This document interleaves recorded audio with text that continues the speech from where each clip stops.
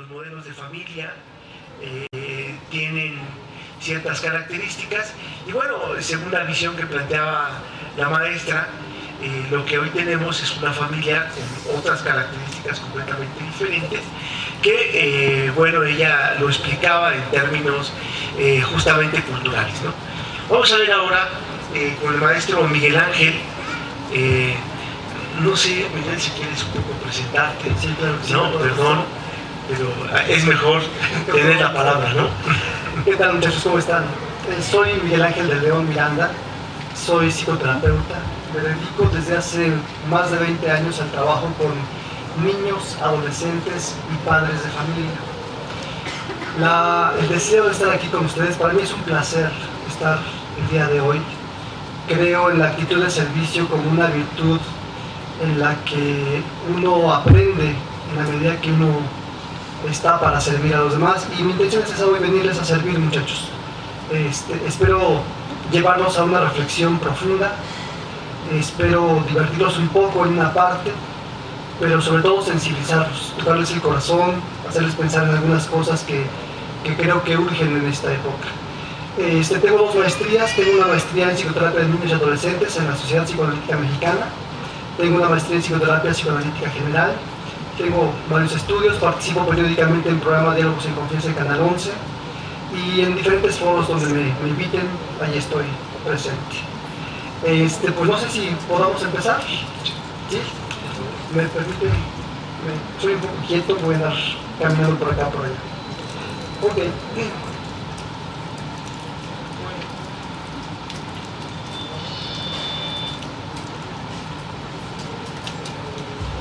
Hola. Oh, sí, perfecto. Represento una organización que se llama Izcalti. Izcalti es una palabra de la lengua náhuatl que significa crecer.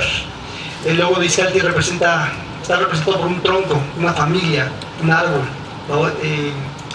Dentro de la psicología, el árbol representa al padre. Y particularmente yo me he dedicado a estudiar lo que es la función del padre. Creo que muchos de los problemas que hoy vivimos como sociedad tienen que ver con algo que se conoce como fallas en la función paterna. El tema de la charla de hoy, la reflexión que vamos a hacer: padres, su autoridad, poder y límites. El ciclo que ustedes ven, este seminario que veo que están impartiendo, me pareció muy interesante justamente porque se liga con la violencia. Y hoy más que nunca, ustedes, chavos, están pues empezando, están muy en contacto con la violencia. Vamos a ver ahorita una serie de imágenes y quiero que empiecen a evocar, a sentir estas imágenes, estos personajes que vamos a ver, ¿con qué los conectan?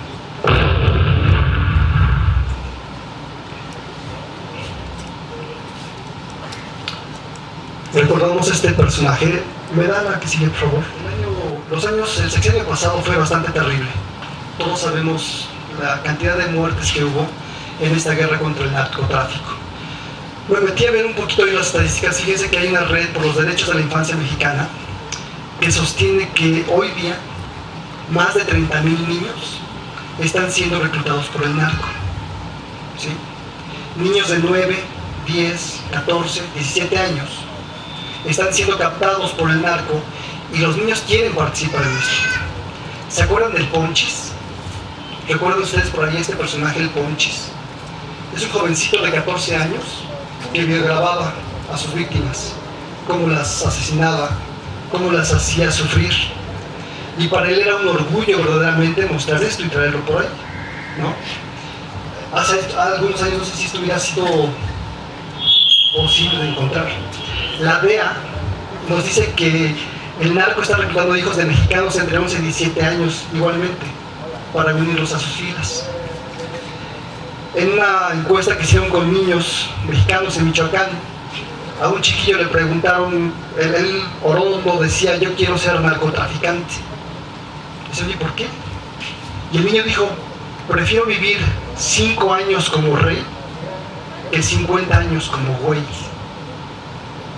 Porque de pronto el sistema político que tenemos hoy, la forma en que la autoridad se ha instaurado, te lleva a eso.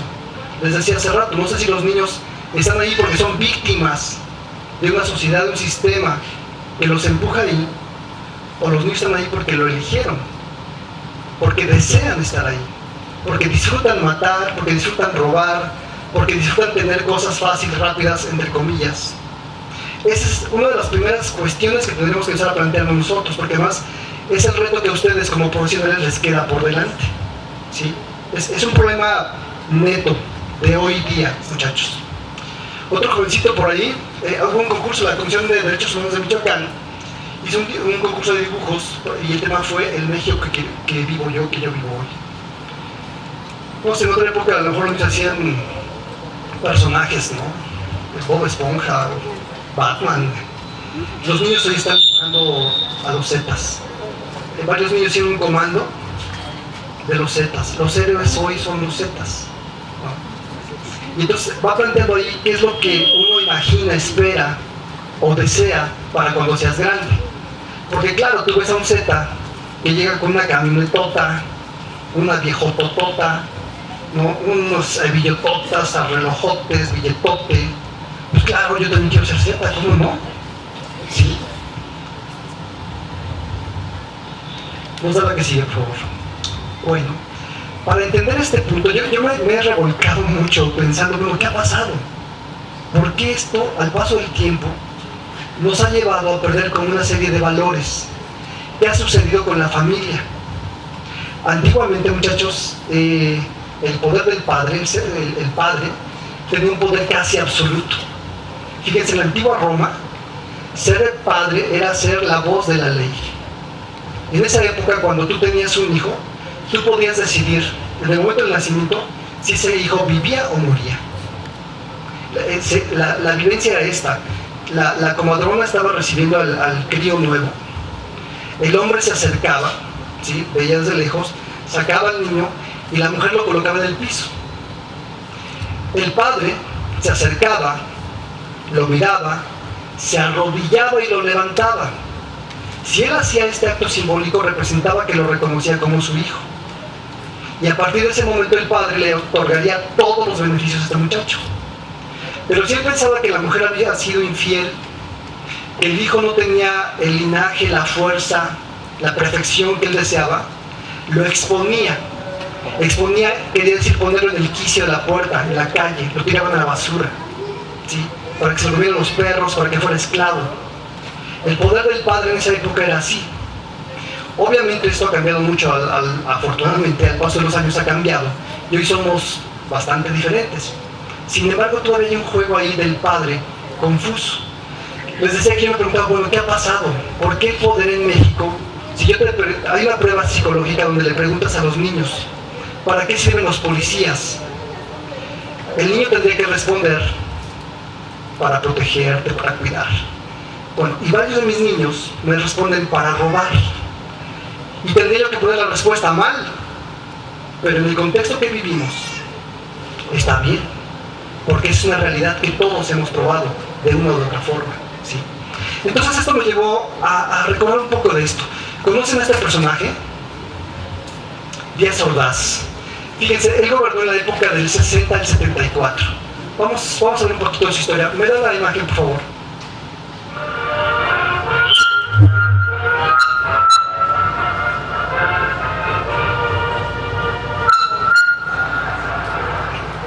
El 12 de octubre, 10 días después de la matanza, daban comienzo los Juegos Olímpicos bajo el emblema de la Paloma Blanca de la Paz.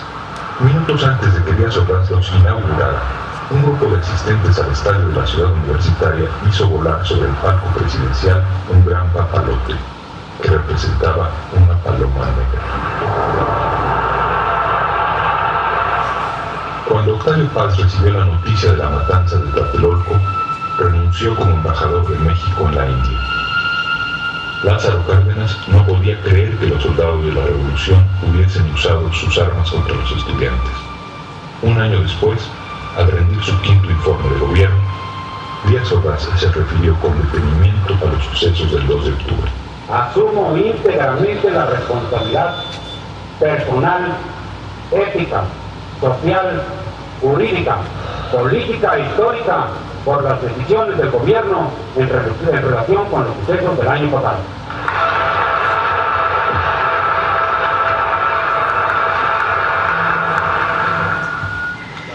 Si ustedes observan este congreso aplaudiendo, glorificando a este personaje, cuando cientos de familias habían perdido días, meses antes a un ser querido de manera atroz, injusta.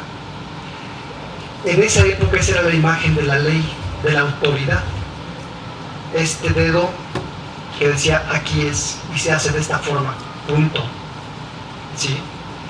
Digo, hoy día hay gente en el gobierno que todavía fue de esa época, hay gente gobernando hoy que todavía es de esta época. Me da la siguiente, por favor. Del 70 al 76 hubo un famoso evento, el Halconazo. No sé si ustedes lo sepan, muchachos.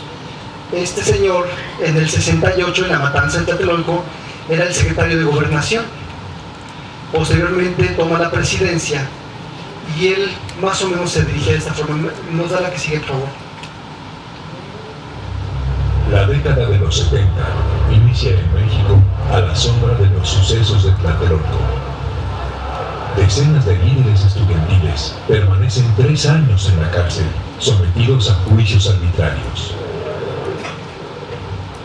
Luis Echeverría Álvarez es el nuevo presidente del país. Echeverría habla de apertura democrática e intenta deslindarse de la masacre de Tlatelolco. En Monterrey, una reforma a la ley orgánica de la Universidad Autónoma de Nuevo León enfrenta de nuevo a los estudiantes con el gobierno. El movimiento estudiantil intenta reorganizarse. En el Distrito Federal, estudiantes de distintas instituciones convocan a una caminata desde el casco de Santo Tomás al Zócalo. El anuncio de la marcha crea tensiones. El derecho de manifestación está en disputa. La fecha, jueves 10 de junio de 1971. Jueves de Corpus.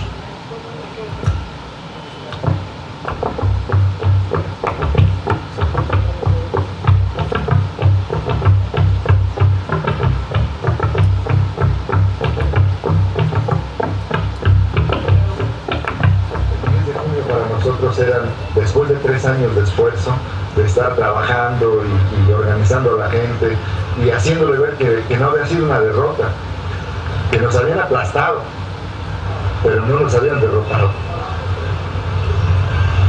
El 10 de junio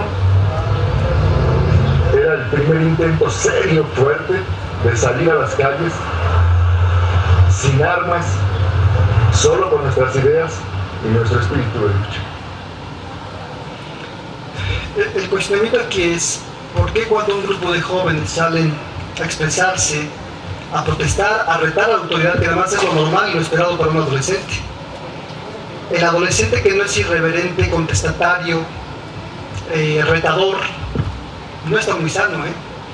El adolescente borreguito, bien portado, seguidor, no está dentro de lo que se esperaría de un adolescente.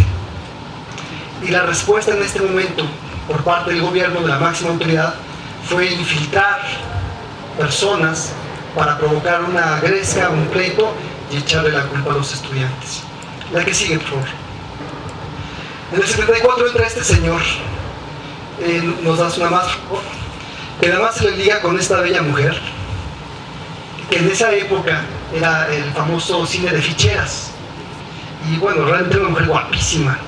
Termina casado con ella, y fue un personaje que hacía deporte, que era muy apostador, ¿no? Se le conoció como el presidente apostador, y que además era muy protagónico y artístico. Vamos a ver cómo se desempeñaba él. La que sigue, por favor. Responsable del timón, pero no de la tormenta. Y culpó del desastre a la caída de los precios del petróleo, al incremento de las tasas de interés, al motín de los llamados sacadólares y a los banqueros, e hizo un último gesto, una última apuesta. He expedido en consecuencia 2 decretos. Uno, que nacionaliza los bancos privados del país. Creyó que un solo golpe de timón lo arreglaría todo, que un sexenio de 3 meses empezaría a partir del 1 de septiembre y que en ese periodo el país se reconstituiría y él podría alcanzar la gloria histórica que todos los presidentes anhelan. a los desposeídos y marginados, a los que hace 6 años les pedí un perdón que he venido arrastrando como responsabilidad por los gobiernos.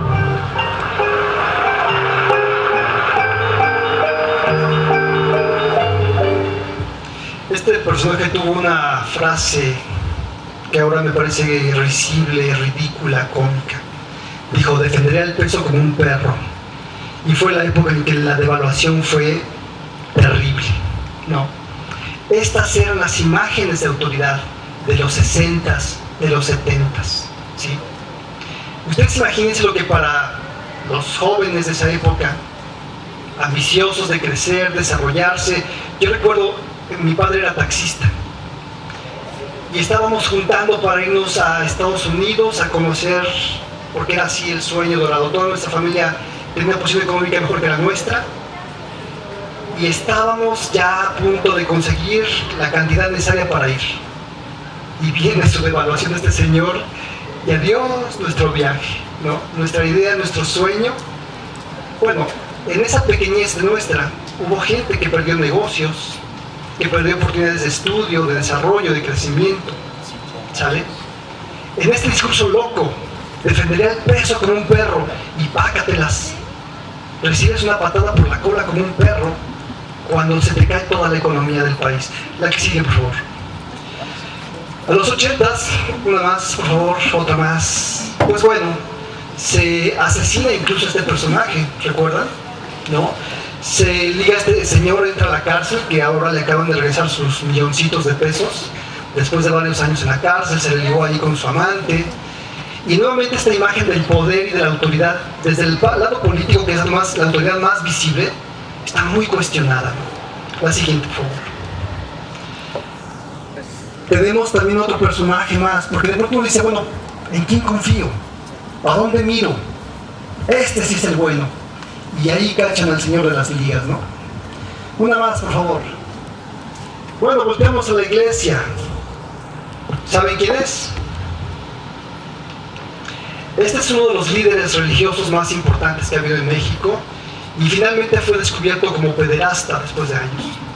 Hizo una labor muy importante, pero al final lo que promulgaba no lo practicaba. Tuvo hijos también, los hijos escondidos. Por favor. ¿Se acuerdan de este general que fue encarcelado, que fue acusado de narcotraficante? Y entonces uno llega a un punto donde dice, ¿quién miente? Acaba de salir el señor, tiene poquito que salió. Este referente de autoridad, que además lo que vemos es, pues los políticos viven bien, tienen sus buenos carros, sus buenas casas, tienen su seguro de gastos médicos acá de lo más nice, no tienen que ir al seguro social, donde desafortunadamente a veces el trabajo ahí no es de mucha calidad. Y entonces el referente del joven, de la persona aspirante, dice, pues yo quiero estar ahí. Y si la forma de lograrlo es ser tranza, pues voy a hacer tranza. Había un dicho por ahí hace años, decía, el que no tranza no avanza, ¿no? La que sigue, por favor. Y hoy nos preguntamos, entonces, ¿quién tiene el poder? ¿Las familias? Papá en casa es el que dice, estas son las normas y las reglas, hijos, respétenlas. Mamá, tus profesores que te dicen, no copies, no te vuelves los exámenes, trabaja con esfuerzo, el esfuerzo te va a dar el mérito. Bueno, llega un señor con un pistolón y te dice, dame lo que traes, y te lo quita, sin ningún esfuerzo. Está muy cuestionada nuestra visión del poder, de la autoridad. Y ahí viene el reto tan difícil. O sea, les hago este antecedente histórico, porque llegar a este punto, y no es de México, es del mundo. Volteen al país que ustedes quieran.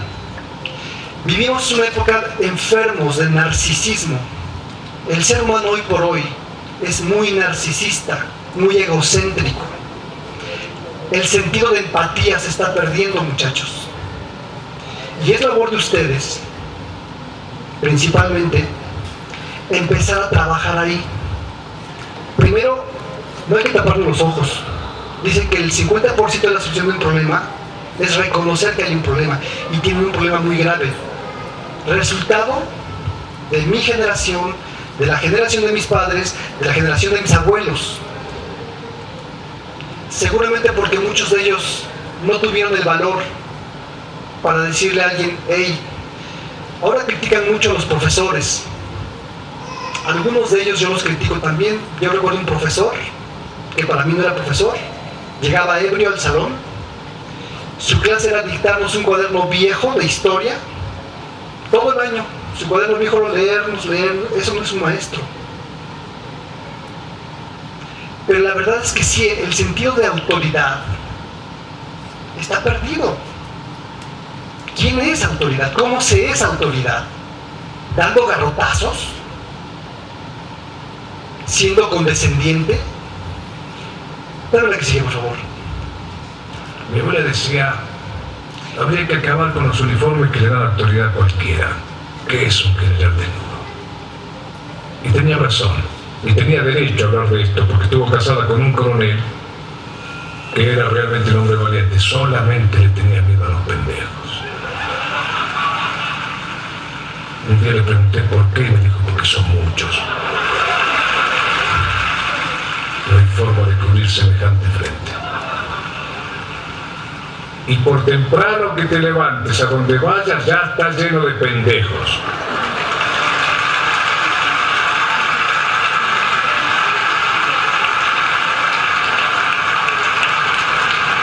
Y son peligrosos porque al ser mayoría eligen hasta el presidente.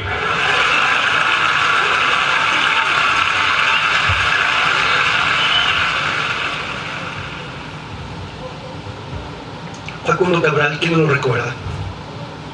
Un artista, un poeta, un agente de primera calidad. Murió asesinado por el narco. ¿Por qué? ¿Qué está pasando? ¿Sí? Pues dale la que sigue, por favor. Ok. Perdón por la larga introducción. ¿Qué pretendo hoy, muchachos? Espero ayudarnos a reflexionar un poco sobre cómo entendemos el rol de autoridad y el uso del poder. Cómo ha permeado la irreverencia en las familias, en los hijos. Y por qué hoy los muchachos quieren ser sicarios o muñecas de la mafia, ¿no? Es como el ideal. ¿Por qué? Aquí yo hago una pregunta: ¿por qué hemos llegado aquí? ¿Hemos sido víctimas de estos malvados? ¿De esta bola de políticos crueles, hijos del maíz? ¿No? ¿De esta gente inteligente que está en el poder? ¿Hemos sido víctimas de ellos? ¿Me da la que sigue, por favor? De ninguna manera. Yo creo que un problema muy grave que hemos tenido hasta ahora es que nos victimizamos siempre, ¿sí? Es mucho menos conflictuante ser víctima que ser parte de la solución. La que sigue, por favor. Hay algo muy importante que entender aquí, muchachos. Este no es un problema de los otros, es un problema de nosotros, ¿sí? Hay que entender que el primer lugar donde se da el ejemplo de cómo se usa el poder, cómo se maneja el poder, es en la casa. Si mi padre, si yo soy un autoritario, un prepotente, falto el respeto a mis hijos, miren, trabajo con niños. Y no hay momento en que no encuentre un padre o una madre que al perder el control ofenden a los hijos. Recuerdo muy claro una señora que lleva al consultorio quejándose de su hijo adolescente irreverente. La señora se estaba quejando, y es que este chamaco, bla, bla, bla, bla. De pronto el chavo se voltea y le dice: cállate, cerda, eres una pendejita. Casi se me salen los ojos cuando dije: oye, ¿qué te pasa? ¿Es tu mamá? Hago el análisis profundo de esto y adivinen quién fue la primera persona que le faltó el respeto a este muchacho. La mamá. Claro, ¿sí? Y entonces nos escalamos. Y entonces el padre o la madre piensa: es que si no me lo friego así, no me obedece. Perdón, es que no está sabiendo ser autoridad. En ese sentido, les digo, no seamos víctimas y entendamos el poder. ¿Cómo funciona el poder? Miren, les voy a hablar un poquito de algunos errores que yo creo que hay al disciplinar. La que sigue, por favor. Es muy claro que frecuentemente se confunde poder con autoridad. La que sigue. Miren, poder es ser capaz de, ¿sí? Sí. Puede usar la fuerza, también puede usar la manipulación. Eso es poder. La maestra Gordillo tenía poder. Ella tiene una frase por ahí que decía: poder es poder, señores. Y sí que podía la canija. Puede utilizar la violencia, porque puedo. Sigue, por favor. Pero el poder no siempre tiene autoridad, ¿sí? La autoridad tiene poder, pero el poder no siempre tiene autoridad. ¿Soy claro en esto? ¿Sí? La que sigue, por favor. ¿Qué es autoridad? El poder, la autoridad es alguien que tiene un poder legítimo. ¿Por qué se vuelve legítimo? Porque sostiene una ley. ¿Qué lo hace legítimo? Que no vengo y lo impongo por mis pistolas, ¿sí? Ahora, ¿qué es una ley? Es una pauta para el desarrollo de la sociedad, de la familia. ¿Por qué? Porque la ley organiza. Nos ponemos de acuerdo. Hacemos un reglamento y estamos de acuerdo ambos, ¿sí? La que sigue, por favor. Esto es clave, muchachos. Que una ley responda a la necesidad de los individuos convalida la autoridad. ¿Qué quiere decir esto? ¿Saben lo que es la burka? En el Islam, en estas religiones de Medio Oriente, la mujer tiene que estar cubierta de la cara, de los brazos, de todo. Porque si no, las agarran a pedradas. Ustedes imagínense que el rector de la UAM dice: a partir de mañana todas las mujeres tienen que traer burka, y si no las vamos a agarrar a pedradas. ¿Qué dirían? ¡Ja, ja, ja! Nos daría mucha risa, ¿no? Claro. Y entonces, si yo no considero la necesidad de la persona que me va a obedecer y yo me impongo, me convierto en alguien autoritario, ¿sí? En una autoridad vacía. Y eso es lo que ha pasado a lo largo del tiempo en México en muchos sentidos, pero en las familias también, ¿sí? Muchos padres de pronto no tienen el argumento, no tienen la inteligencia emocional. Por ejemplo, hace rato les dije, un adolescente sano es irreverente, rebelde. Me critica porque traigo lonjas. Me dice: no quiero hacerlo. Me reta, se opone. Pero como yo soy un papá muy bueno, le rompo el hocico si me contesta así. ¿Sabes que eso no es ser autoridad? Y además estoy dañando algo que detrás... Fíjense, conocen la palabra anarquismo. Gracias a los anarquistas hay fenómenos como el 1 de mayo. El anarquista es una persona que está en contra de, ¿sí? No con todo ni contra todo. Hay una filosofía de fondo, muchachos, ¿sí? El anarquista pelea por una mejora, por una aspiración, por un sueño. Cuestiona todo. El adolescente tendría que ser anarquista, pero con un sentido. No anarquista nada más porque se le pega la gana, ¿sí? La que sigue, por favor. El tercer error que yo veo en este proceso es confundir obediencia contra sometimiento. Dame la que sigue, por favor. Ahorita les explico un poquito esa imagen. Esta investigación es muy interesante. Un joven psicólogo pone un anuncio en el periódico. Solicita voluntarios para un experimento. Ofrece $4 a quien se preste a participar. Pero es un anuncio engañoso. Se dice que es un experimento para evaluar la memoria, pero lo que realmente se quiere poner a prueba es la obediencia o la resistencia a la autoridad de los participantes.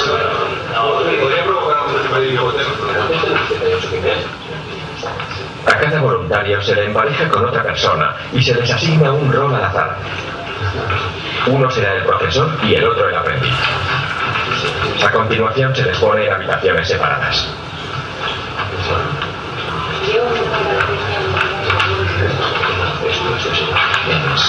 El procedimiento a seguir es simple. El profesor formula una pregunta al aprendiz y debe castigar cada respuesta errónea con una descarga eléctrica. El sistema de descargas funciona mediante un generador que transmite la electricidad a través de unos electrodos conectados al brazo del aprendiz. A cada respuesta equivocada deberá aumentar la potencia de la descarga.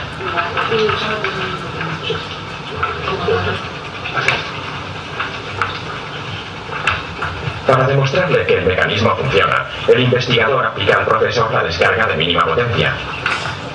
Así comprueba en su propia carne el castigo que aplicará al aprendiz.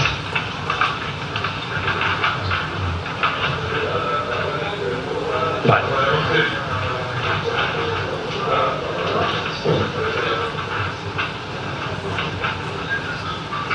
¿Me puede hacer la pregunta?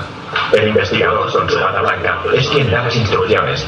Se convierte en la autoridad de referencia para los participantes. Las primeras descargas son fáciles de dar. El profesor pulsa el interruptor sin vacilar. Pero con los primeros gritos su tarea se vuelve más dura. Algunos dudan. Saben que están infringiendo orden. Las voces de los aprendices pidiendo que los saquen de allí cada vez son más fuertes. La situación se vuelve muy tensa.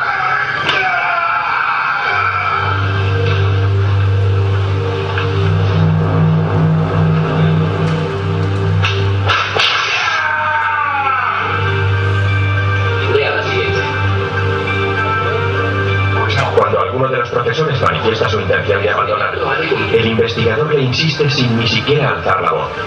El experimento requiere que continúes, o simplemente, venga, continúa. Estas simples frases son suficientes para que el 65% de los participantes lleve el experimento hasta el final.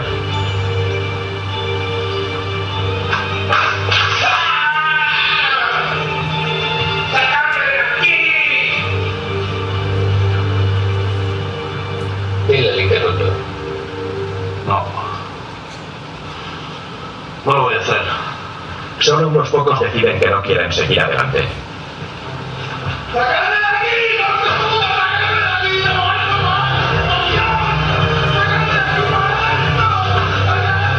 A pesar del progresivo aumento de los gritos de los aprendices, 2 de cada 3 voluntarios aplican la descarga de máxima potencia, sabiendo que existe un grave peligro para el que la recibe.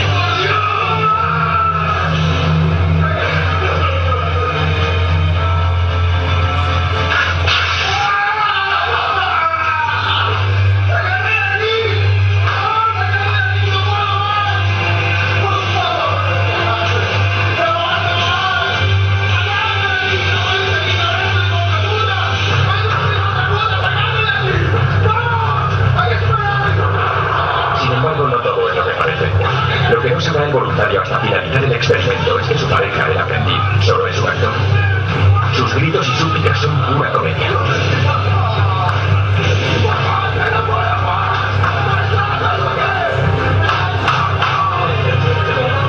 La repartición de roles ha sido amañada para que todos los voluntarios ejerzan de profesores y todos los actores de aprendices.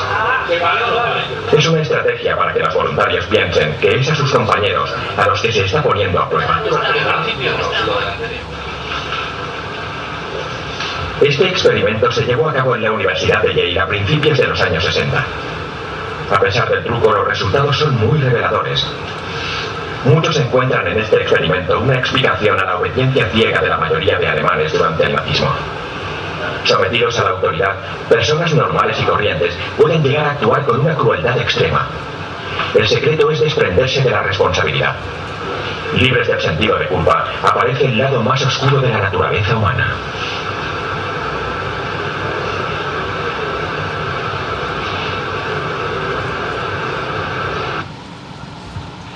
Bueno, este experimento trae un planteamiento bien fuerte de fondo. Porque entonces, ¿qué se trata? ¿De ser obedientes o de ser irreverentes? ¿De oponernos a todo? ¿De ponerme al brinco a todos los maestros que me quieren imponer una regla, una norma? ¿No? ¿O de ser obediente y bien portadito? El problema es muy profundo, muchachos, es muy complejo. Les hablaba hace rato de inteligencia emocional. Yo a veces puedo verles aquí muy intelectualmente y muy teóricamente, pero en la realidad, cuando mi hija me hace enojar, híjole, a veces me dan ganas de darle un jalón de pelos, aunque la teoría me dice que no debo de hacerlo. Y luego soy un psicólogo muy bien portado con mi hija. Es muy difícil. ¿sí? El punto es tener esta madurez, esta apertura para considerar que ambos extremos pueden suceder. Que ejercer el rol de autoridad es sumamente complejo, es una responsabilidad. Y el día que ustedes sean padres de familia o se relacionen con alguna familia, si su labor es dentro de la sociología, educar, informar, tienen que considerar esto, no enjuiciar. Hoy tenemos otro reto además bien importante. ¿Han oído hablar hoy de las familias homosexuales? ¿Sí? Hombre con hombre, mujer con mujer. ¿Han oído hablar de los poliamorosos? Los poliamorosos son personas que pueden amar a todo el mundo y tener sexo con todo el mundo. Yo tengo mi pareja dice, oye, me quiero echar a aquel vecino que está re bien. Y yo, pues yo me voy a echar a la comadre. Pues va, ¿no? Y no hay bronca, ¿no? Y son nuevas formas de formar familia, porque además estas familias, estas personas están teniendo hijos. Hay homosexuales que hoy tienen hijos. Hay una crítica muy fuerte porque se van a volver homosexuales los hijos. No es cierto. Hoy día hay estudios ya longitudinales de más de 20 años, lo hemos visto, que hay hijos de homosexuales más sanos que los hijos de heterosexuales. Y esto impone un reto y una situación donde hay que dejar de ser simplistas y de ver las cosas como fácilmente. Es muy complejo. Depende de muchas cosas del individuo. Y ese es el reto para ustedes. La que sigue, por favor. Voy a tratarles un poco de estrategias. Hasta aquí el asunto va un poco terrorífico.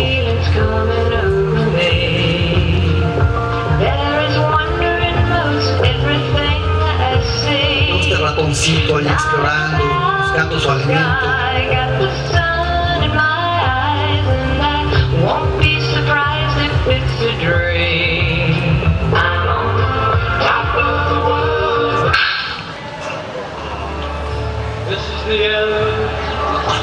No. Creo que a veces nos sentimos así hoy día, como ya el calentamiento global, el narco, todo trágico, está terrible la cosa.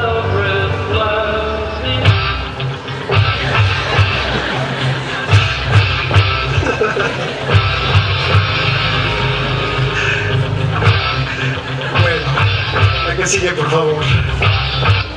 Bueno, no es tan terrible la cosa, ¿no? La verdad creo que si nos preparamos, si entendemos mucho de lo que sociológicamente, políticamente, filosóficamente sucede con el ser humano, la esencia del ser humano en muchos sentidos es buena, es constructiva, es positiva. Hay algunos tips que hay que seguir y les voy a dar algunos. Hay algo que se conoce como fuentes y tipos de poder. Cuando vemos estas imágenes, la cruz, la estrella de David, la suástica, estas son imágenes de poder. Con solo verlas, ya te están dando un referente de poder. Son fuentes de poder.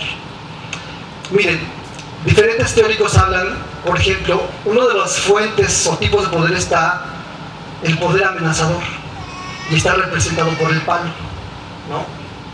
Yo le digo aquí a la señorita, párate, no me paro, ¿no? Y traigo mi garrote y no digo que hago que se pare, ¿verdad? Es un estilo y una fuente de poder. Tenemos el compensatorio, ¿se acuerdan? Por ahí había unas caricaturas donde le ponías al caballito una zanahoria adelante, ya lleva el caballito siguiendo la zanahoria, ¿no? Y entonces yo quiero tener un sueldo de 50,000 pesos al mes, pues sí, pero tienes que trabajar 28 horas diarias, ¿no?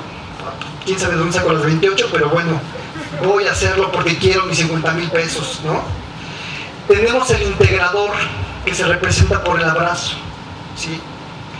Yo tengo un dicho por ahí que digo que los hijos obedecen por amor. Ahorita les platico un poco de eso.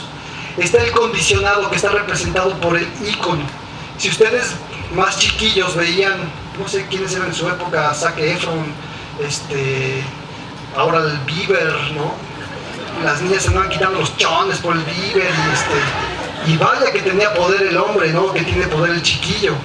Bueno, y están los flujos de información. Cuando yo sé algo que tú no sabes y con esta información yo tengo poder, esta es la forma en cómo yo puedo dominar a una persona, ¿sí? Debemos de saberlo, entender cómo funciona esto. La que sigue, por favor. Aquí hay un punto muy importante.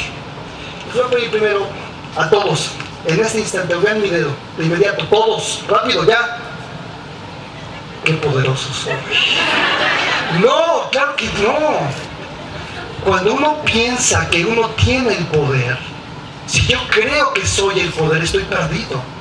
Ustedes ahorita me están haciendo un regalo, ponerme atención, atenderme, mirarme, reírse de mis payasadas. Pero eso es porque ustedes quieren. Yo no tengo el poder. Un policía no tiene, o sea, con un bebito, si el bebé no quiere comer, no lo haces comer. Porque el poder es algo que se otorga. Yo admiro a alguien, respeto a alguien y le doy el poder. ¿Sí? Ustedes me escuchan ahorita, me están dando un poder porque quieren. No puedo hacer que me vean. En este momento se pueden parar y dejarme aquí como loco. El poder se otorga y el poder se gana. La autoridad verdadera se sabe ganar ese poder. Y principalmente la que sigue, por favor. Esto se obtiene a través del respeto. ¿Sí? Es una de las principales formas de obtener poder. Una verdadera autoridad no delega su autoridad. Y pensando un poco en la familia, hoy es muy común que los padres dejan el cuidado de los abuelos a los hijos. De la gente que tiene posibilidad económica, la nana, el chofer, alguien más a quien le pago, ¿sí? Una autoridad no se engancha con la ironía, ofensa del hijo, del alumno, de aquel menor herido, ¿sí? Cuando el niño, tuve un caso de un niño que, un niño de 5 años, le escupió a su papá y el papá le dejó de hablar, porque es un niño majadero. ¿Qué papá tan frágil? Qué hombre tan débil que por un escupitajo del niño de 5 años, que además, ¿qué edad tienen ustedes ahorita aquí? 17. Allá el señor dice que 15. Bueno, ¿sus padres qué edad tienen? 40. Bueno, matemáticamente hablando, sus padres son más maduros que ustedes, solo por edad, o así debería de ser. Pero a veces el de 40 es menos maduro que el de 17. ¿Sí? A veces el de 40 se pone abajo del de 17. Ustedes tienen que tener claro eso. Como están creciendo y madurando diferente, tendrían que llevar en su cabeza que cuando tengan 40 tienen que ser más maduros que el de 40. Esta reacción de este padre que se enoja y le deja hablar a su hijo porque el niño le escupió, el niño de 5 años le escupió, es un hombre completamente inmaduro. No tiene autoridad. Fíjense, hay que hablar las emociones. Las emociones no son para actuarlas, son para hablarlas, para describirlas, poner límites flexibles. La autoridad que es rígida, imagínense esta metáfora. Yo tengo un tronco grueso, grande, muy grueso, muy fuerte, y lo quiero doblar. Y lo empiezo a doblar, a doblar, a doblar, y de pronto hay un momento que ya lo estoy casi doblando y se rompe. Pero después tengo una varita de bambú que la puedo unir en sus extremos. ¿Cuál fue más fuerte? ¿El palo tieso duro ese o esta varita de bambú que de pronto pudo ser flexible? Eso es ser autoridad. A veces hay que ser duros como un palo, pero a veces hay que ser flexibles como una varita de bambú. Y esa es la verdadera fuerza, tener esta flexibilidad, esta posibilidad de a veces actuar de una forma, a veces de otra, depende de la circunstancia. No es una fórmula secreta. Y este es muy importante. La autoridad verdadera no vomita su ira. Frecuentemente un profesor, un padre de familia, cuando funciona como autoridad, lo que hace es vomitar su impotencia. Porque el escuincle no lo peló.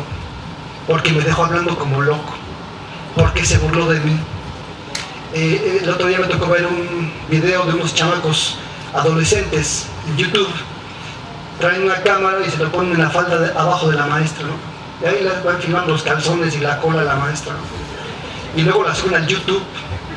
Bueno, la maestra estaba obviamente indignada, ¿sí? Pero ¿qué hizo esta maestra? ¿Vieron el video de la maestra del Cebetis? Donde la maestra pone en su lugar a la chamaca esta. Creo que expulsaron a la maestra de la clase. Le quitaron los grupos cuando la señora estaba poniendo un límite. A mí me pareció su participación adecuada. no expulsó a la muchacha, le hizo hacer una tarea, sacó su enojo, por supuesto que va a haber enojo. Pero a mí también me toca, tanto al alumno como al maestro, tener tolerancia, ¿sí? Una autoridad verdadera es tolerante.